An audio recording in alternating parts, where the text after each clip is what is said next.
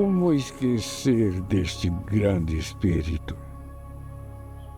A memória espiritual, banhada pela luz da misericórdia divina, traz a recordação da noite primaveril em que ele me foi entregue.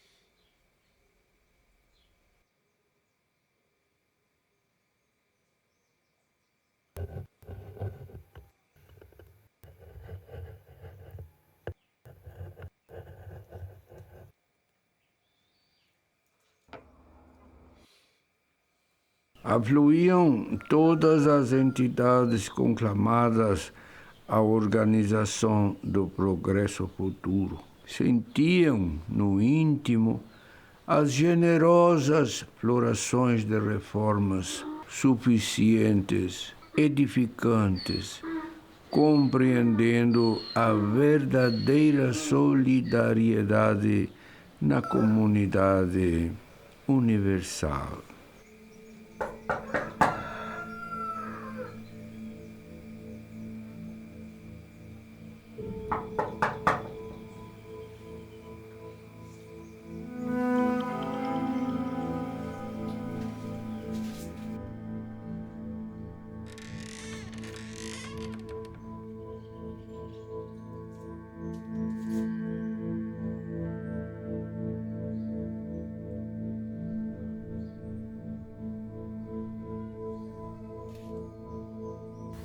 Quando ele, órfão, ele é entregue por um padre que, na narrativa do padre José, é o irmão Jean-Pierre, e entrega aquele menino em uma madrugada, quase morto, assim, uma criança que vem com os mesmos sintomas da enfermidade que teria vitimado seus pais, entrega então ao padre José.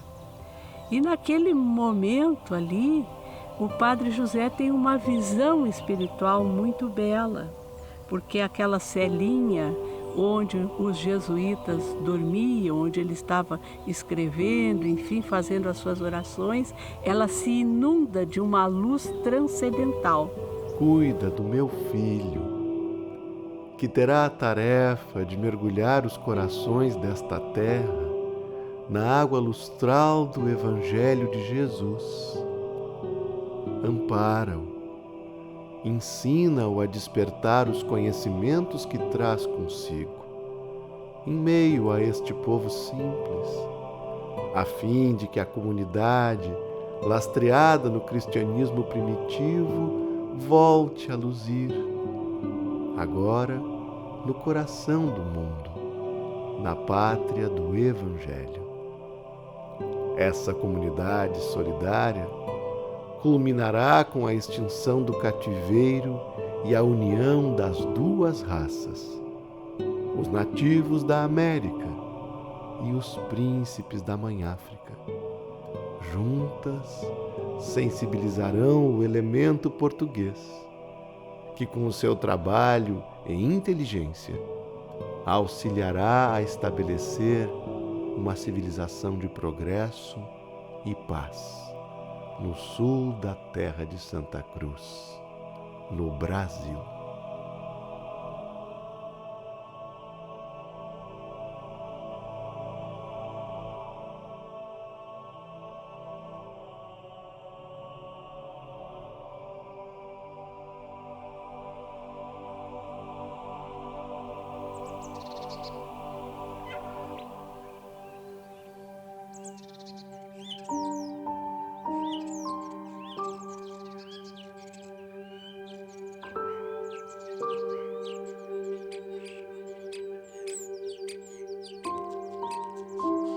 Aquela luz é a presença de um espírito chamado Ismael.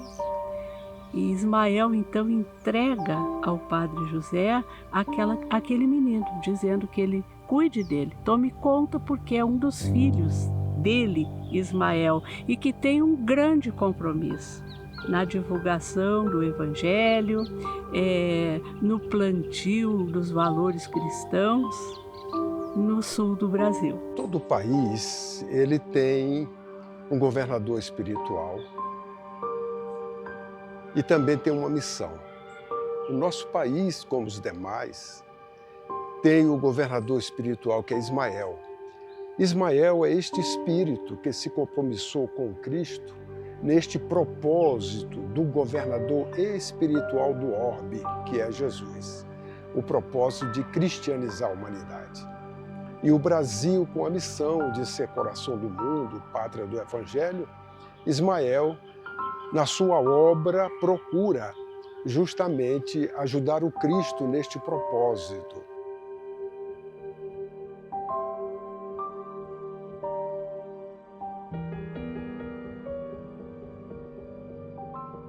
Quando, pela primeira vez, eu fui à região das Missões e tive a oportunidade de fazer uma palestra em São Cepé, eu me recordo que estávamos reunidos na sala preparatória, conversando sobre vários assuntos e tocaram os amigos nas atividades das missões antigas, as lutas espanholas, brasileiras, e não passou disso a conversa muito rápida.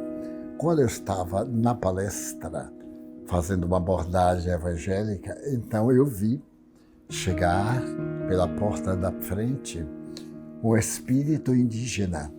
Surpreendeu-me pela sua grandeza espiritual. Era um homem alto, mais alto do que eu, de espáduas largas, com uma pluma bem no centro da cabeça. Ele apareceu e os amigos que estavam me esperando na palestra disseram que era Cepé de Araju, que havia sido um espírito nobre que reencarnou naquela região exatamente para poder atender às necessidades das lutas nacionais brasileiras com as hispanas naqueles dias de dificuldade de confirmar o Brasil, a sua independência, as suas fronteiras, os seus limites. Então, esse é o momento de encontro dessas duas almas e que depois, pela vida afora, de Cepé e ainda hoje na espiritualidade, tem uma grande parceria no cuidado com os sofredores, com os enfermos, com aqueles que são excluídos, enfim, até hoje, esse vínculo magnífico, ele se estabeleceu e continua. Adotei Cepé como filho do coração. Antes de um filho, ele era um aprendiz, um mestre, um espírito determinado e, ao mesmo tempo, dócil, que nos surpreendia com seus conhecimentos e com valores. Pela primeira vez, tive a visão que muitos do nosso povo diziam perceber. O luar que brilhava na fronte de Cepé. A princípio, eu pensava tratar-se de misticismo dos nativos, impressionados pela imponência e autoridade que emanava do chefe da redução. Mas agora eu estava contemplando o mesmo fenômeno. Os grandes confrontos com o invasor se aproximavam, e isso provocava em mim sentimentos e emoções intensas. Mas ao ver Cepé orar com tanto fervor, meu coração acalmou, porque na minha leitura entendi que o céu viera, afinal, em socorro da nossa gente. Filho, em tuas orações, houve alguma informação de estratégia?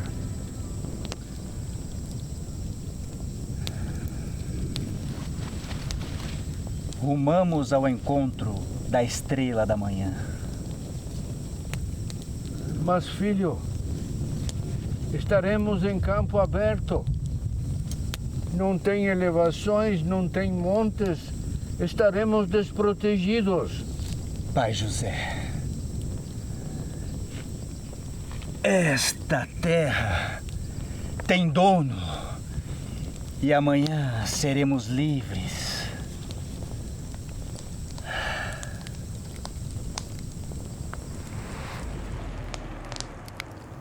Essa terra tem dono. É uma frase que ela tem sido utilizada hoje para que as pessoas muitas vezes confirmem as suas próprias teses materialistas. E ela é utilizada muito nesse sentido da propriedade, que na ótica dos guaranis, pelo pouco que eu conheço da história guarani, isso não se justifica. Os guaranis não se sentiam donos da terra. E em diálogo, com o Cepé Espírito, certa vez aqui, primeira vez que eu adentrei estas ruínas aqui, e lá atrás, na segunda parte ali, tem uma espécie de uma pia batismal. Ali eu visualizei a imagem de Cepé. E ele disse assim: esta terra tem dono, sim. O dono desta terra é Jesus. Então, eu acho que neste sentido, assim, que os valores do Evangelho, um dia, eles precisam florescer em toda a terra. E no dia que o Cristo for dono dos nossos corações, todas as nossas lutas, todos os nossos conflitos, todas as nossas dores, elas estarão curadas, elas estarão sanadas. Então, se a gente pode usar essa frase em algum momento, e se em algum tempo ele disse isso, porque não há comprovação de que ele tenha dito, só pode ter sido nesse sentido. Que ele era um servidor do Cristo, em um momento assim ímpar da caminhada desse povo. É importante a gente voltar um tanto para trás para a gente pensar sobre a presença humana nessa região, em todo o país e, na verdade, em toda a América, né? Então, vive gente há mais de 12 mil anos nessa macro-região, eram indígenas do Paleolítico. Depois, há 2.500 anos atrás, entram os do Neolítico, que daí vem o período dos Guaranis.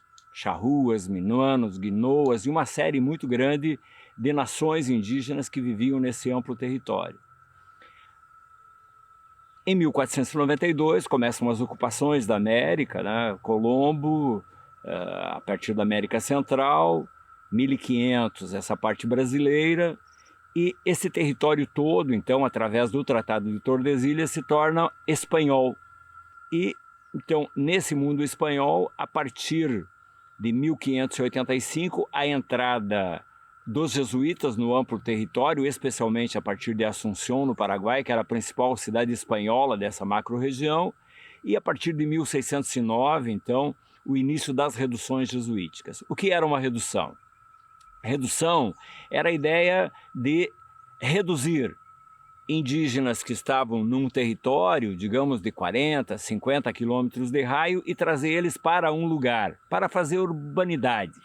Ensinar as letras, os números, ensinar as profissões e, obviamente, o cristianismo, e com isso o início do processo daí de cristianização, tirando aquela gente da Idade da Pedra Polida, que era o Neolítico, e trazendo eles para, digamos, a linhagem europeia, as ideias dos jesuítas que vinham da Europa.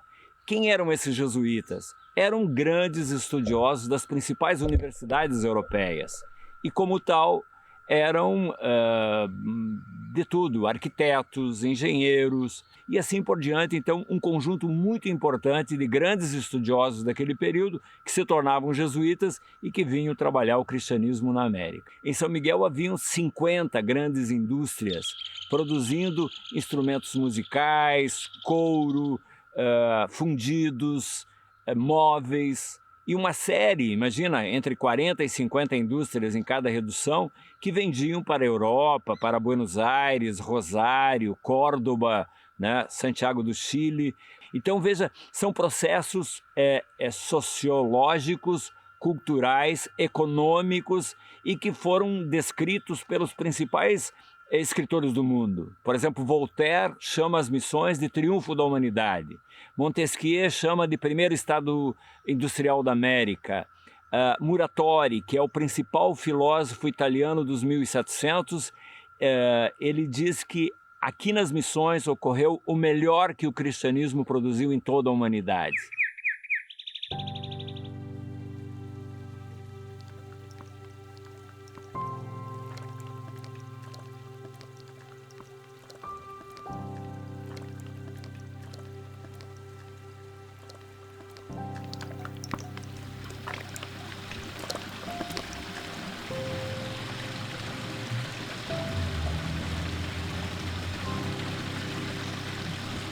Pai José, preparar o arco é um exercício parecido ao preparo da alma para cumprir a sua missão na terra. As resinas são as dores, as lutas que vivificam e fortalecem as fibras do caráter. As cordas do arco divino somos nós. Interessante reflexão. E as flechas, filho? Deus nos faz instrumentos de sua vontade para que o mundo avance no cumprimento de suas leis. Mas as flechas precisam ter um endereço certo. Os corações humanos. E somente os atingiremos se lhes agregarmos a integridade que as resinas das dores educadoras nos conferem.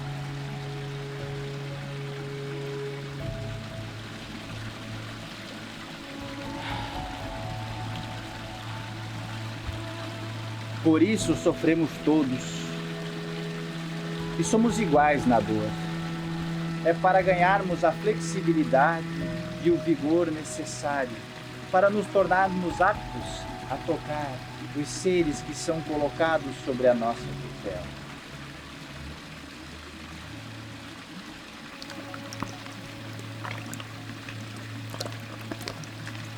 Você percebe, Padre, que cada corda tem um tempo certo de infusão na resina? Não é assim a nossa resistência ao sofrer? O efeito das dores em nós é infinitamente variável. E somente a experiência nos dará a dimensão do quanto seremos capazes de realizar e suportar-nos em um processo de liderança. Sim, verdade. Tudo tem seu tempo.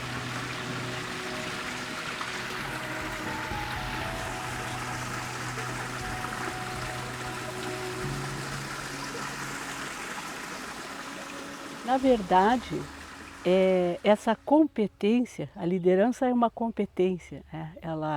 Ela inclui conhecimentos, habilidades e atitudes. Então, nas competências de liderança, ele tinha muitos valores que o líder deve desenvolver. Então, nós vamos ver que Cepé, ele tinha humildade, né? Ele sabia exatamente do que ele era capaz e aquilo que ainda lhe faltava. E isso é fundamental para uma liderança. Ele era um líder extremamente honesto. Tinha uma bondade ímpar.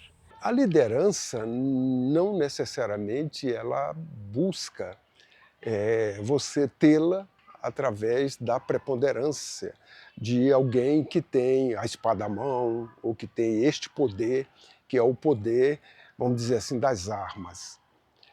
Liderar significa você conduzir pessoas para um objetivo nobre, para um propósito. E, naturalmente, a postura dele, que é justamente um exemplo, e é um exemplo que arrasta, ele deve ter tido esta habilidade de ser um homem, um espírito encarnado naturalmente como um indígena e trazer esta habilidade de conseguir conduzir as pessoas para um propósito de paz. Ele é um corregedor. Quem é um corregedor? Um corregedor é alguém que é uma mescla de prefeito do lugar, prefeito daqui de São Miguel, do São Miguel, da redução jesuítica de São Miguel Arcanjo. Ele é o presidente da Câmara, né? Ele é o juiz do lugar, ele é um 3 em 1, os 3 poderes estão no corregedor. E o CEPE é o corregedor de São Miguel Arcanjo. Então era alguém muito importante, respeitado obviamente por toda a comunidade, porque eles eram eleitos, eles não eram escolhidos pelo governo ou pelos jesuítas, eles eram escolhidos a voto no dia 31 de dezembro de cada ano. Isso Voltaire chama de triunfo da humanidade, porque esse modelo da escolha pelo voto já é um modelo de democracia.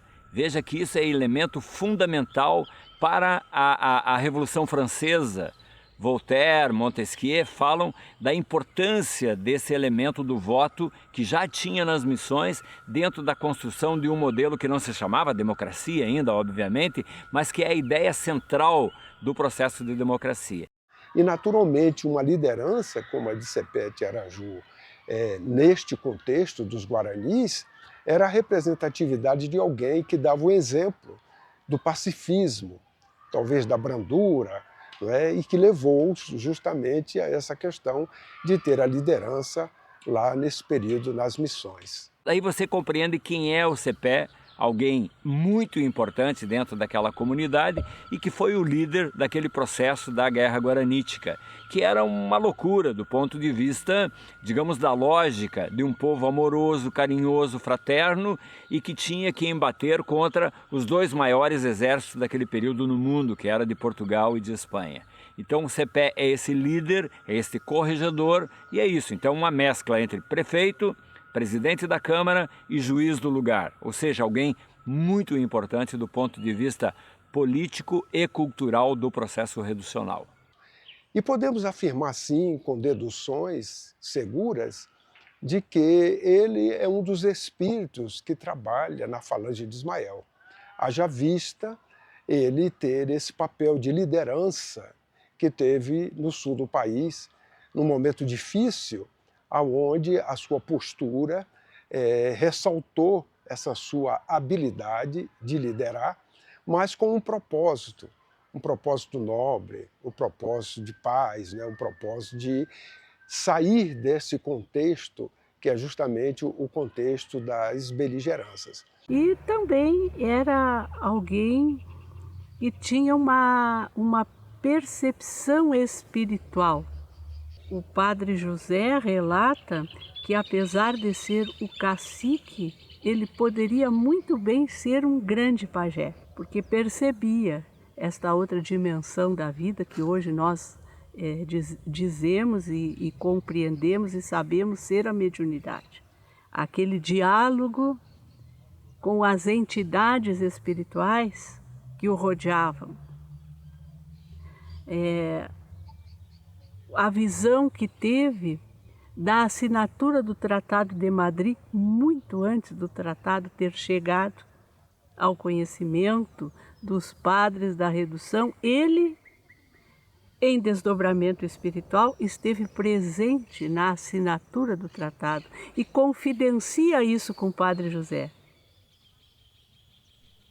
dizendo que deveriam se preparar para os grandes conflitos, porque el rei havia dado as terras deles para o rei de Portugal. Então, era realmente uma alma missionária, com conhecimento e convivências pretéritas que iam pouco a pouco se revelando.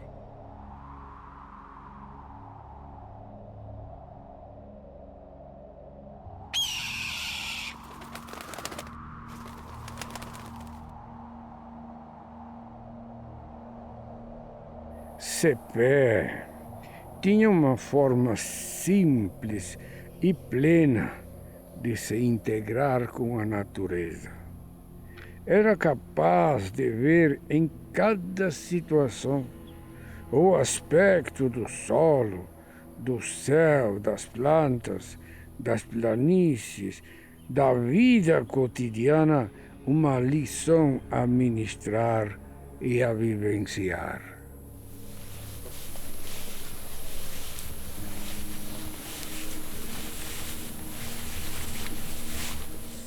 Pai José, ao atravessarmos a planície, é importante andarmos rápido, pois estando na vargem, somos um alvo fácil.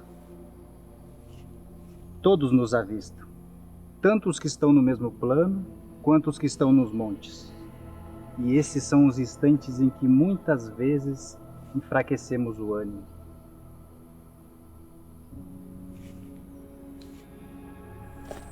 No vale, urge, andemos depressa, para que as noites das provações não nos encontrem em campo aberto, e os adversários não nos encontrem desprotegidos.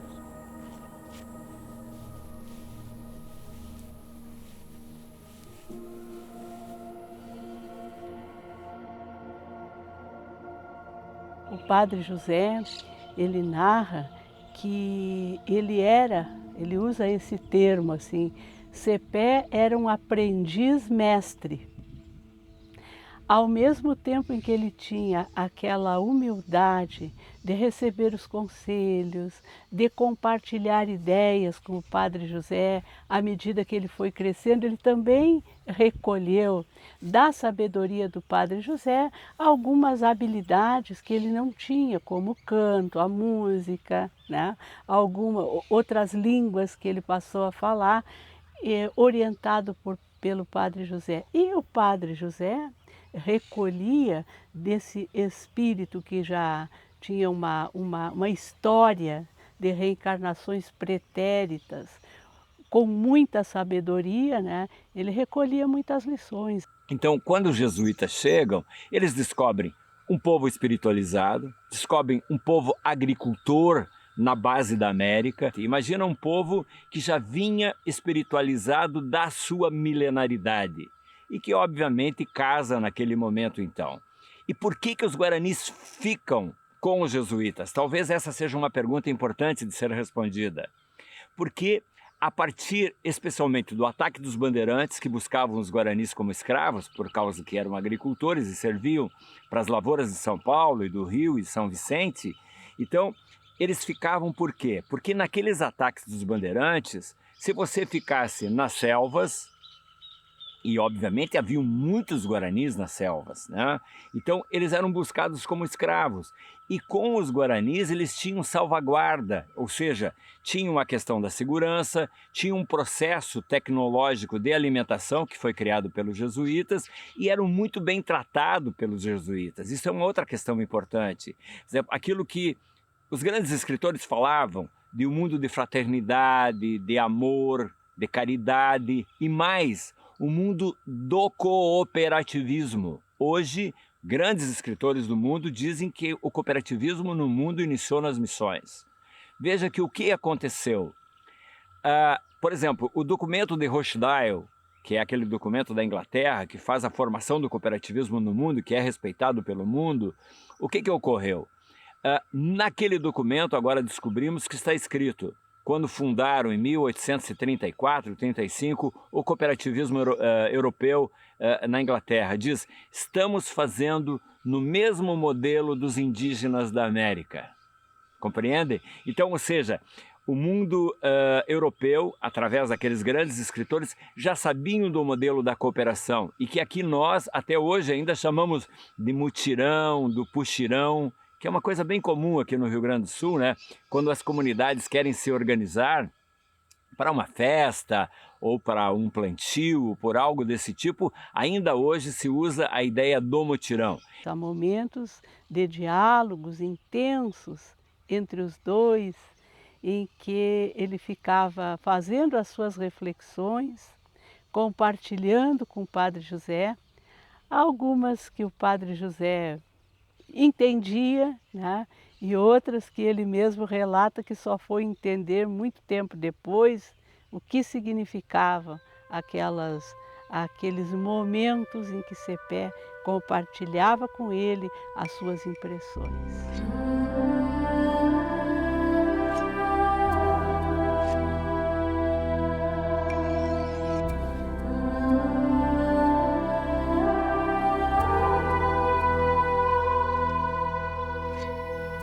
Filho, eu quero te perguntar algo. Ontem, após a celebração da Dança da Vitória, você mandou desamarrar os prisioneiros. Mandou dar-lhes comida, vestir, curar suas feridas. Você teve piedade para com eles? Por quê? Pai José, é uma ilusão pensar que o extermínio dos nossos adversários seja feita com violência contra eles. Ao contrário, isso nos leva a longos ciclos de lutas, a multiplicação das malquerenças e o eclodir dos ódios. Você tem uma grande responsabilidade. Liderar um povo perante uma guerra. Estou aprendendo com a agonia de liderar uma guerra que não é minha.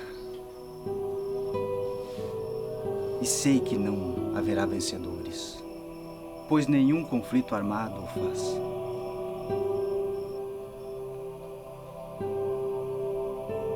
Será que um dia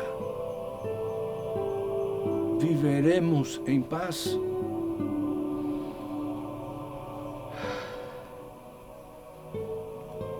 Sim, Pai. O caminho inevitável da paz é o futuro da humanidade. E será quando cada um de nós for essa paz. E nossas lanças apenas instrumentos para indicar o rumo de Deus.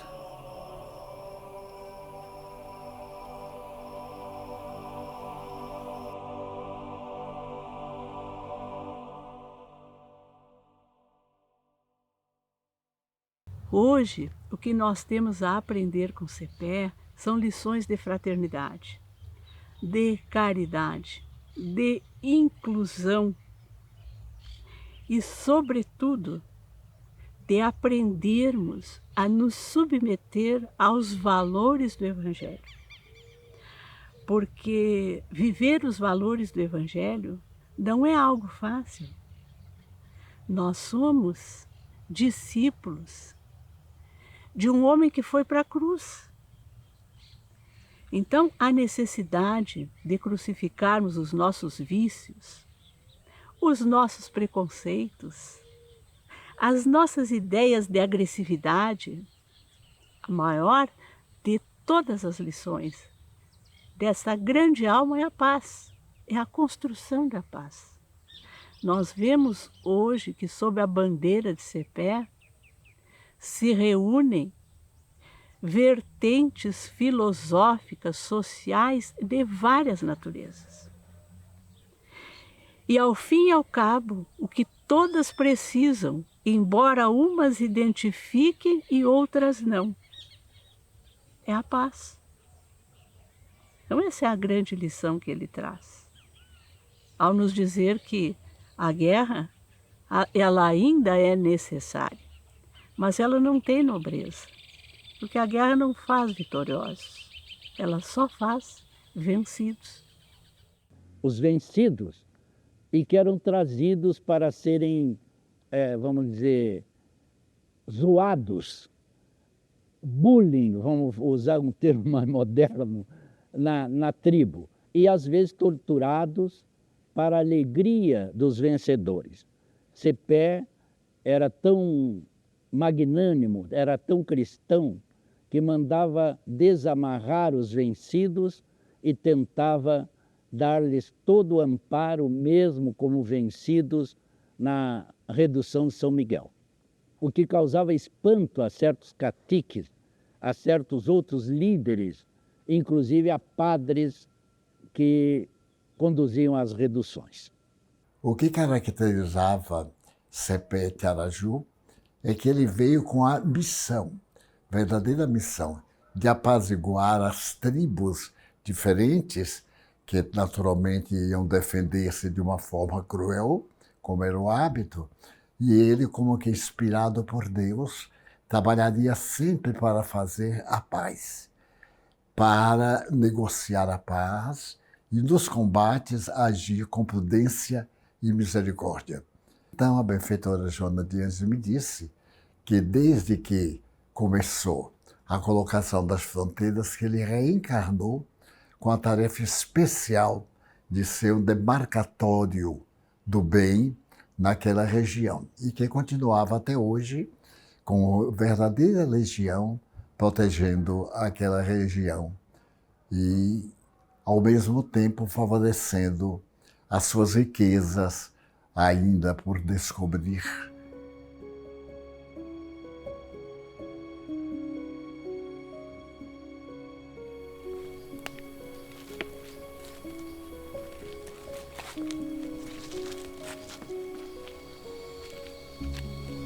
Olha, CEPE, como são lindas estas árvores.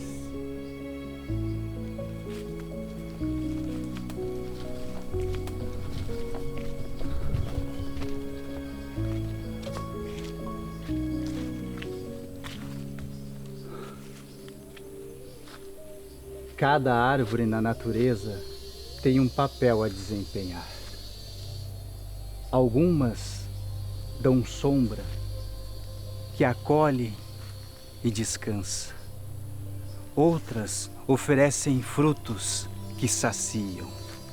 Outras entregam a madeira para o fogo, móveis e utensílios. Pensei no Evangelho agora, CEPE, onde todos temos funções diferentes para nos conduzir ao reino de Deus. Sim, Pai. Somos árvores da providência divina, para que a humanidade recolha de cada um o que melhor pode ofertar.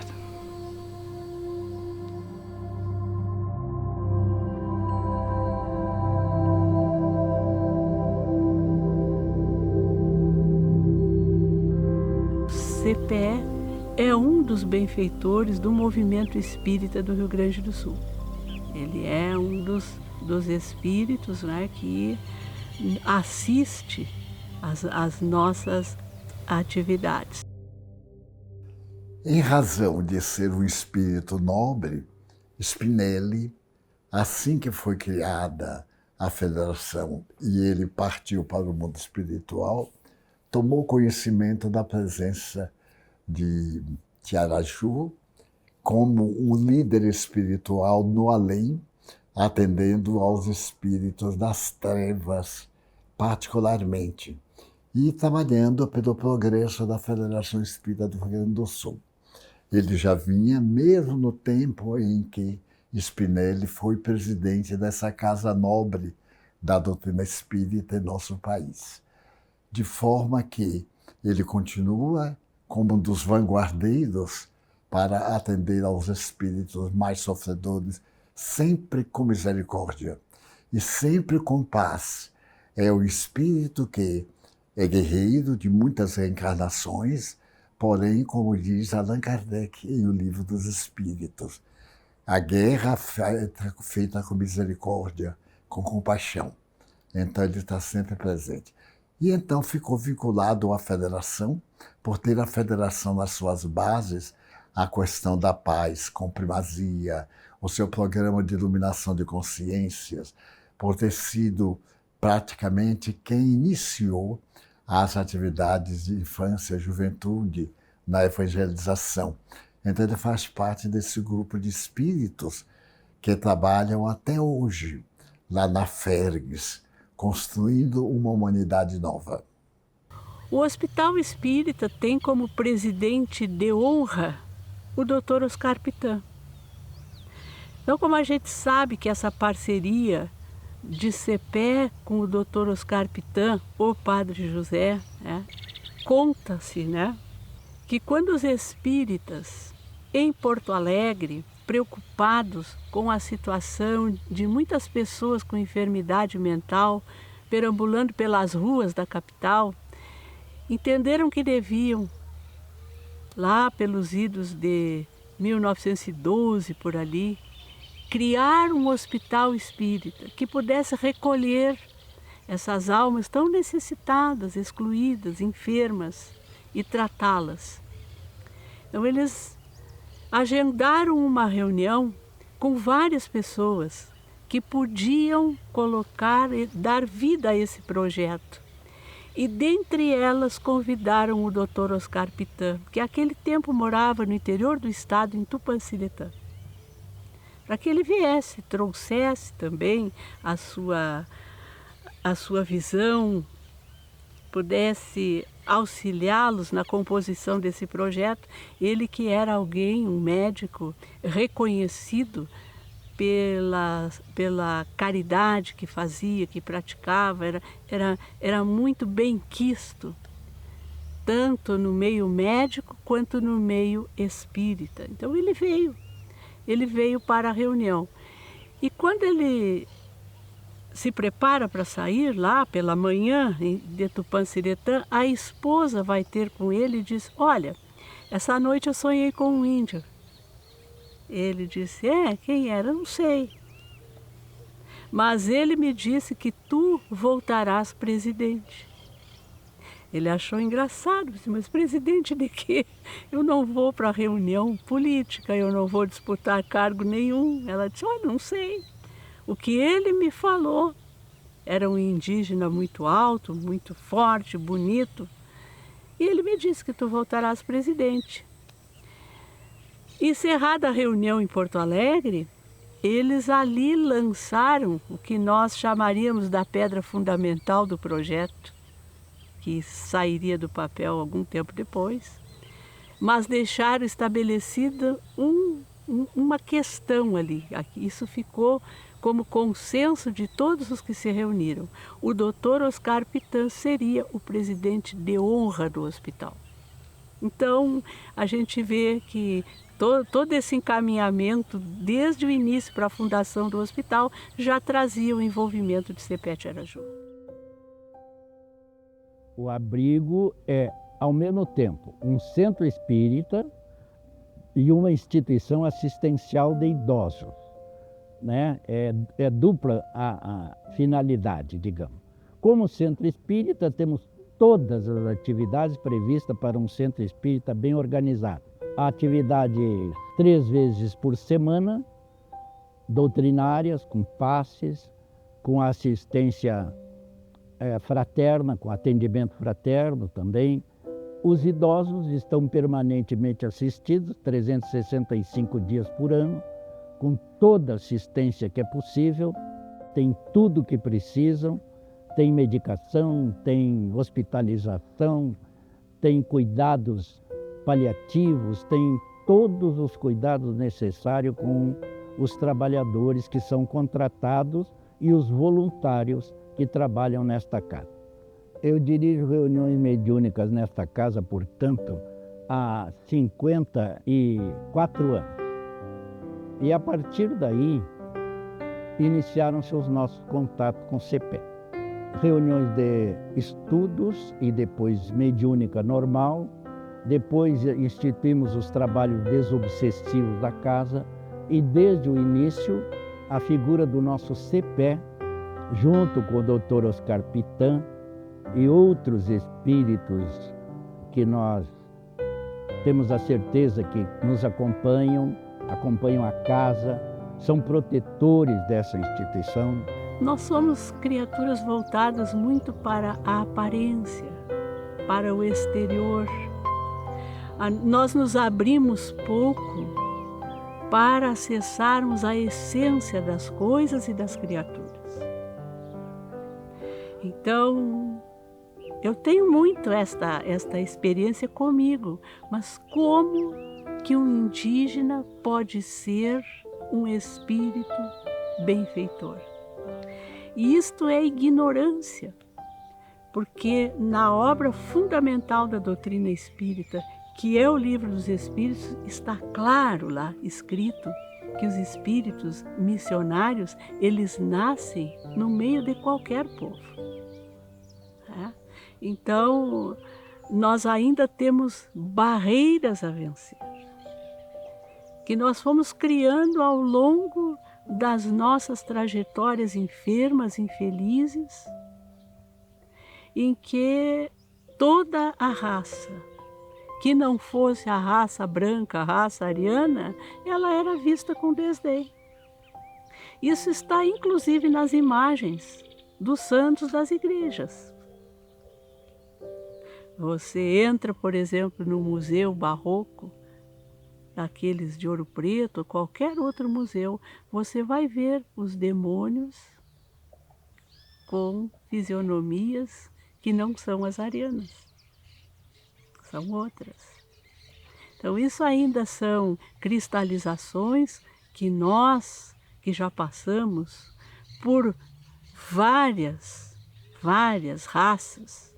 Hoje nós estamos aqui numa personalidade, uma personalidade na raça negra. Eu já passei por tantas outras. Então, desvestir-se desses preconceitos que nós fomos criando é efetivamente uma lição que CEPE, renascendo neste povo e ainda hoje mantendo gratidão a este povo, com quem ele diz ter aprendido muito também, essas características indígenas, nos ensina isso. A essência de cada um, aquilo que Jesus ensinou, né? O reino dos céus está dentro, não está por fora. Então essa é uma das grandes lições que o cacique nos traz.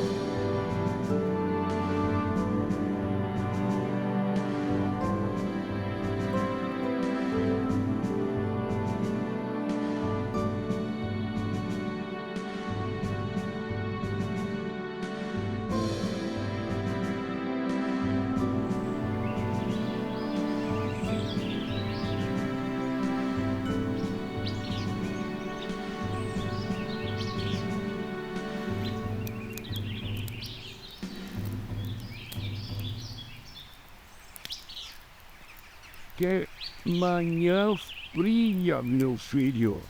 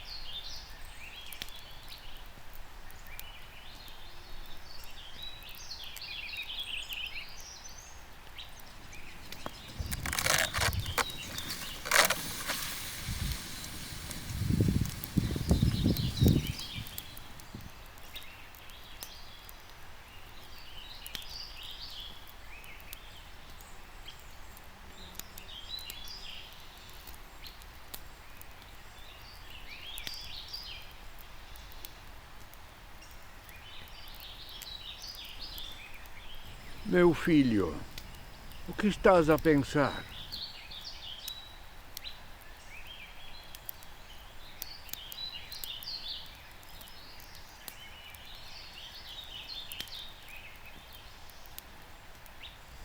As lições do Evangelho de Jesus são como a luz do sol. Brilham e aquecem nossas almas sem queimá-las, aguardando que todo o gelo da imperfeição humana derreta com o tempo. É, filho, mas muitas vezes somos somente brasas. Temos transformado a luz da verdade e as lições divinas em brasa. Mas a brasa não resiste por muito tempo ao contato com as geleiras da incompreensão e da intolerância. A brasa, Pai José, é produção dos homens. O sol é criação divina.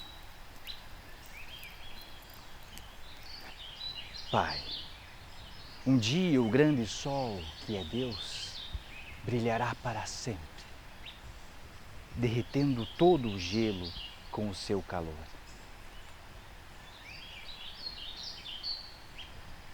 Vamos rumo ao sol.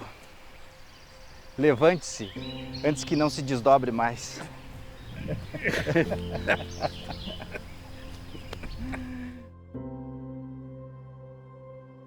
Olhando para o futuro da humanidade, a gente percebe que nós temos grandes mártires desta trajetória rumo à paz. E CEPE é um deles, que continua vivo, continua com a sua falange de guerreiros da paz, cavalgando pelas nossas planícies, pelos nossos montes, lecionando isso, recolhendo aqueles que caem, aqueles que sofrem, e ensinando com isso uma outra grande lição que nós precisamos aprender: perdão. Temos para nós que o nosso CEPE representa, portanto, um degrau evolutivo na nossa forma de pensar. Todos os seres humanos somos espírito, filhos de Deus, independente de cor, de raça, de grau cultural, de poder ou não. Esta história é uma história de amor, de fraternidade e especialmente de almas, de gente. Então, essa espiritualidade que me arrepia, que seja uma espiritualidade para o povo brasileiro também compreender a grandiosidade da herança que em 2024 nós temos.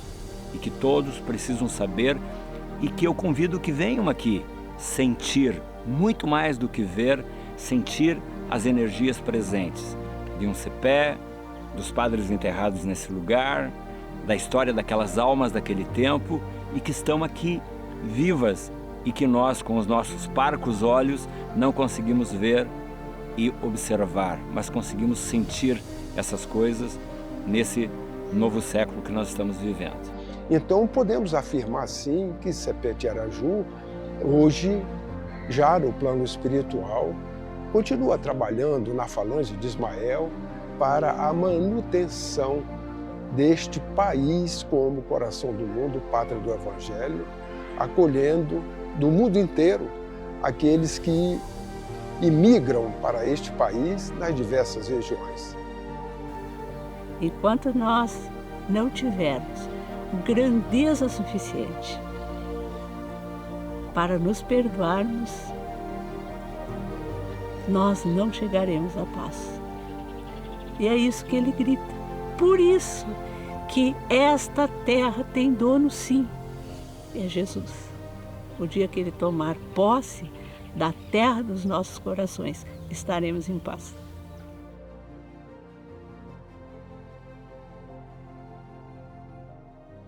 E foi assim que tudo aconteceu.